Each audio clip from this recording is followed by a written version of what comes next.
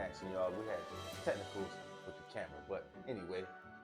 We getting ready to take this one out of town so we can go back in town and talk about them tractors, look at some of the tractors in the snow, because it's fascinating to us how these guys go out there and get caught in the snow. And he was talking about the train, he was taking a virtual train through Switzerland Mountains. Yeah, Switzerland Mountains. Man, that's a beautiful. If you got a VR, go into your YouTube and pull up Switzerland train ride in the snow, or just a snowy train ride in Switzerland.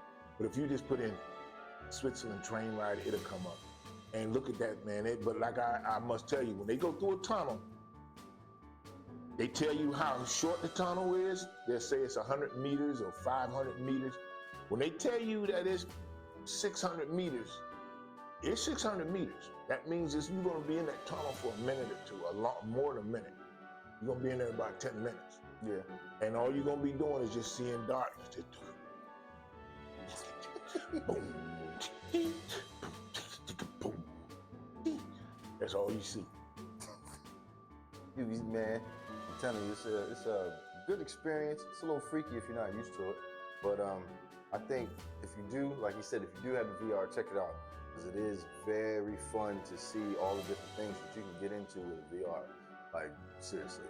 Make sure you have enough space. If you got someone that knows how to use the equipment, and they're using like a 360 degrees, a lot of time those be a little shaky, but when you get yourself a parameter where you can, the 360 is when you can stand up and look at the people behind you and all that, but you gotta have good equipment to do that. And a lot of people, they don't buy good equipment, they get cheap stuff.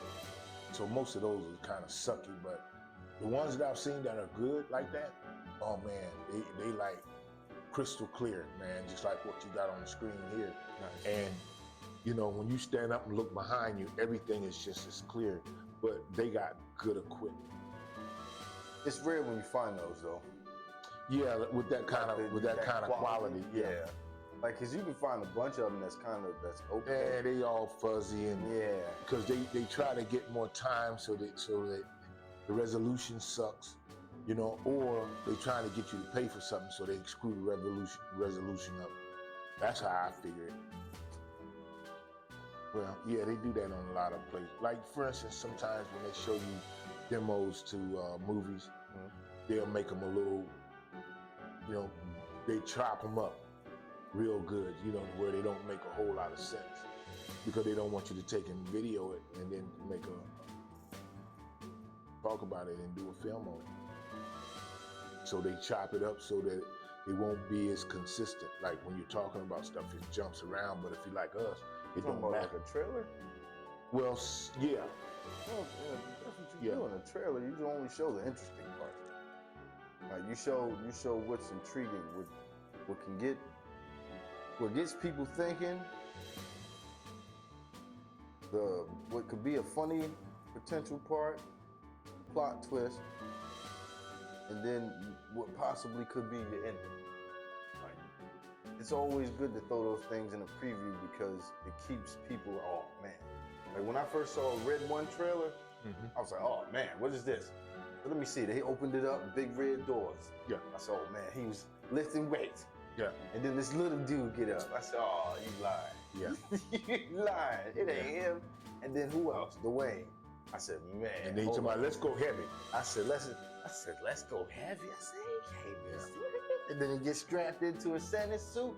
It was on, rocking. And then I seen Chris. But you know what I do when I see movies like this particular one, where it's just really the same thing about Saint Nick and all that stuff. Little Saint Nick. Which is cool, but you know, I just like the way they transform the sleds and all of these different ones. They do something to the sled so they didn't have that magic. This sled was pretty dope. Man, I love when they depict kind of like what Santa Claus would be, and then they show you his real like how his magic happened. Yeah. Like that's always cool. Like they either show like the reindeer and the sleigh get together, and that's the magic that starts it. Yeah, all. they got to have that magic in there somewhere. Yeah, like it is always cool. That and watching them take off. Yeah. That's always been my favorite thing about Christmas movies. Watching Santa Claus And take they all off. have to have a spectacular takeoff. Yeah, it's no normal. It's no normal. Just Because no. it's because you go into Never Never Land and fantasy land, so it's got to be fantasy. Man, like the one that I like specifically, Polar Express. They show him when he first get in there, the deer trying to get up there, and they just prancing, boy. They just galloping, trying to get this thing off the ground, and it slowly start pulling itself. Yeah, slowly pulling itself. Well, the magic kicks in, and then finally, once he get off his little platform, the magic starts. Yeah, because then he starts to hover. But you know, and then it always, when they first take off, I don't know about y'all, but I always get very tight.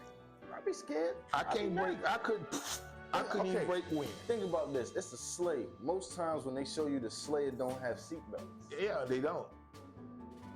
And so I'm like, man, you might fall. You know, that's what I be thinking. Man, he got nothing but real deer power under there, man. Yeah. That's 12 million horses he got. It ain't I don't know how many horses he got, but boy, he be rolling. Man, they be gone. They be like. They say he move at the speed of light, so. It got to be faster than that because faster than that. It is. Well, at warp 9, because you can get to everywhere. When you roll, the theory is once you get a lot of people don't understand what warp speed is. Warp speed is the speed of light times itself. When they asked the question, they said, well, how fast does the spaceship go? He said, we can travel 9 billion miles a second. And it still takes them, I'm talking about Voyager, 9 billion miles a second, and it still takes them 2 to 3 weeks to get places. What did that tell you? Technology ain't doing what it's supposed to. Something's up, because you got 9 people. billion. They can travel 9 billion miles per second. So if he can travel 9 billion miles per second, he's not lying. How far can he? It takes them months to get in and out of spots. Yeah. And you think about how vast it is, which just confuses me all the time because they got thrown into the Delta Quadrant. We live in what is considered the Alpha Quadrant. This solar system, all the stuff we know is in the Alpha Quadrant. The Delta Quadrant is like, we can't even consider we don't even know where it is. That's where they're at. And they say it's going to take them 70,000 light years. And that's how far light travels a year. What happened? Didn't they get into like a wormhole or something? Or there was a warp tunnel and they got lost? No, there was an entity that was looking for a mate. And so every ship that was coming within a certain vicinity, he was stealing them and bringing them to his particular reality. But once he brought them into their reality, he couldn't put them back where he took them from. So he stole these guys out of the Alpha Quadrant and brought them into the Delta Quadrant. Couldn't put him back. And he couldn't put them back because he didn't have the power to put them back. And he ended up dying. So now